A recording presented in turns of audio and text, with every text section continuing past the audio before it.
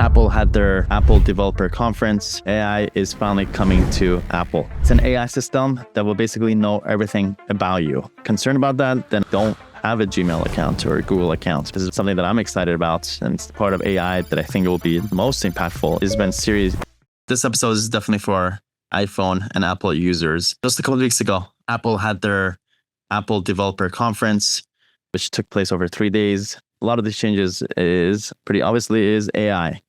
AI is finally coming to Apple. There was a bunch of updates. There's literally hundreds of updates, but today we'll be sharing with you the top 7 biggest updates that are coming to your iPhone, to your MacBook, and to your iPads. For those people who follow this in the industry, this was a long-awaited announcement from Apple. In fact, some people were getting pretty antsy about their lack of movement in the AI front, worrying that Apple was ceding the market to their competitors who were more aggressively pursuing the use of machine learning in the products that they were generating. Again, I'm an Apple fanboy, but I think one of the things that set Apple apart is they don't ever jump into anything rush or haphazardly. They think it all through, and they think it through their entire ecosystem. And so what I think happened here at the BDC was that they were now ready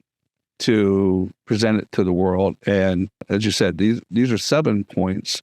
If you go to their event and watch their event or download the press release from the event, you're going to see that there's literally hundreds of updates to their software suite across all products in their ecosystem.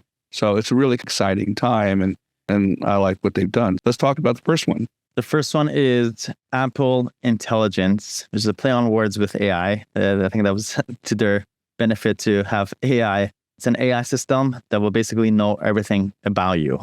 And that basically the idea is AI will tap into your phone and your laptop for all the information it needs about you. And know when people hear that, obviously there's a lot of data privacy concerns. And you want to talk about that, and then we'll share what Apple is saying about this. I think that is the number one concern that people have.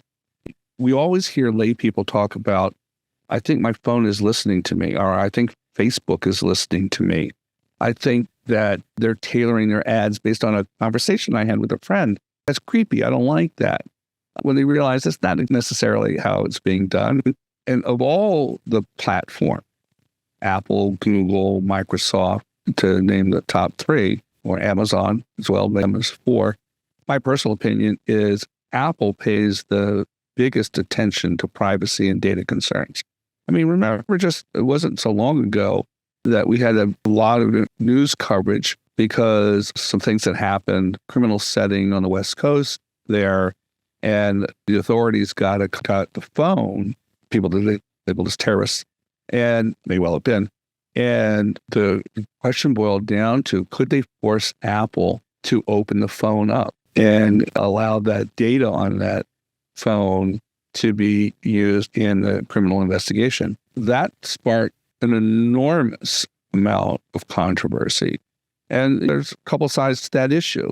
But the fact of the matter is that, in my opinion, and I think that's a perfect example of how Apple puts a premium on data privacy. And what they've promised here and demonstrated is that for Apple Intelligence, Apple's implementation of AI, is that all the data that's collected is going to be stored on your device, not going up into the cloud, not going on to Apple Search. The data itself that allows your tool, either your phone or your iPad or your laptop, the data that allows it to the machine learning to occur is going to stay stored locally. And that's a very important aspect of it. Yeah, that was the one big thing that they shared. And they've been for years, I think since like 5 or 6 years ago, pushing that privacy as part of their mission statement. So well, you remember when you had the touch identification where you, like my laptop right here, I reach up instead of logging in, there's a fingerprint identification. Well, people were just petrified that their fingerprints were going to go up in the cloud and get distributed all around the world, when in point of fact, Apple made it absolutely clear that the fingerprint itself is stored on the device. And so the same is true here with the AI systems. The second part of this shirt is your data is used only for your requests. So they're on the background. I guess they're not taking all that information and just feeding their own machines. It's only used for, I guess, your purposes.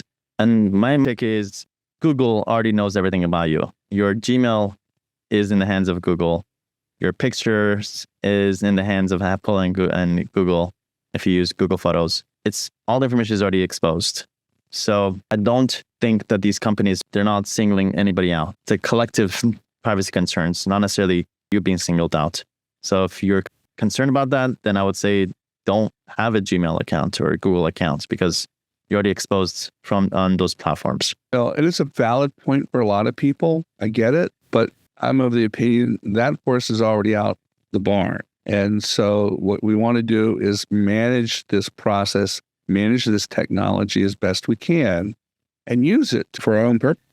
And along with this Apple Intelligence, Siri can understand you better. You can also type to Siri because Apple realized that a lot of people just want to interact with AI just through texting. People are not comfortable. We talked about this in one of our previous episodes.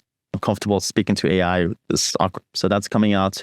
And it's also other big thing, which is huge, is Apple Intelligence is going to be on-screen aware. It means it'll understand what's on your screen. So there's a certain conversation you're already having, there's a certain picture, whatever that is, then you're able to incorporate a chatbot or Siri to be able to ask it questions, clarify things based on whatever is on your screen. And eventually, this is something that I'm excited about, and it's part of AI that I think will be most impactful, is when Siri is able to do things for you, control your iPhone, and when you ask it to do something, it's AI plus actions being done. When I went to the maybe a tech show, these are the types of questions that I was asking, and the AI speakers couldn't even answer because there's nothing really out there. There's no examples of these things, but that's where I'm like looking at right now. AI. If you're familiar with Apple Shortcuts, so what they've done, and they were already going in that direction, it was integrating Siri and Apple Shortcuts. Apple Shortcuts allows you to manipulate your phone and apps on the phone. With the Apple Intelligence component, now there's going to be able to have even more robust operations take place, and ones that are able to learn from, as I said, from what's on your screen, what you're typing into it. You're going to be able to do way more things and control much more data through this process and have a much better experience.